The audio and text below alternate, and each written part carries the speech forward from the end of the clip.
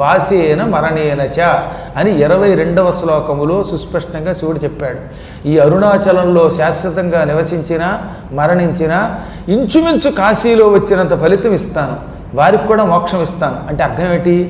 అక్కడ నివసించి మరణించిన వాడికి రాబోయే జన్మలో కాశీలో మరణించే యోగం వస్తుంది, తద్వారా ముక్తి వస్తుంది. ఇక్కడ రథోత్సవాలు అవి జరుగుతాయి, జనులు ఇక్కడ నివసిస్తారు. కలియుగంలో ఇక్కడ దానం, హోమం, జపం 1,000,000 రెట్లు ఫలం ఇస్తుంది. ఈ కొండ చుట్టూ ప్రదక్షిణ చేసిన వాళ్ళకి సకల శుభాలు ఇస్తాను. ఆరోగ్యం ఉన్నవాళ్ళు చెప్పులు లేకుండా నడవండి, కానీ అనారోగ్యవంతులు చెప్పులతో నడిచినా ఫలితం ఇస్తానన్నాడు. అందుకే ఇప్పుడు చాలామంది చెప్పులతో నడుస్తున్నారు. ఈ మధ్యన ఎవడో పిచ్చాడు, ఏమండి చెప్పులతో నడుస్తావు అని పాపం అని కింద కామెంట్ పెట్టాడు. ఆ అన్నవాడికి పాపం ఎందుకో తెలుసా? పాపం చెప్పులతో నడిచిన వాడికి షుగర్ పేషెంట్ ఇట. షుగర్ పేషెంట్ అక్కడ కాలికి చెప్పులు లేకుండా నడిస్తే ఏ ముళ్ళన్నా గుచ్చుకుంటే రాయి తగిలితే చచ్చిపోతాడు వాడు, అవునా?